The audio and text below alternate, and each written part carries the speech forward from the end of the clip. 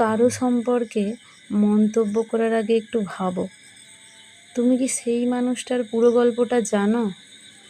বেশিরভাগ সময় আমরা অন্যের জীবনের একটা ছোট অংশ দেখে পুরো মানুষটাকে বিচার করে ফেলি, কিন্তু প্রতিটি মানুষের জীবনে এমন অনেক কিছু আছে যা বাইরে থেকে দেখা যায় না। তার কষ্টগুলো, তার সংগ্রামগুলো, তার ভয়গুলো, এগুলো সে হয়তো কাউকে দেখায় না। তাই অন্যকে বিচার করার আগে একটু সহানুভূতি দেখাও।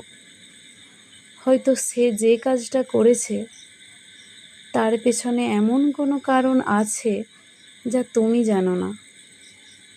মানুষকে বিচার করার চেয়ে তাকে বোঝার চেষ্টা করো।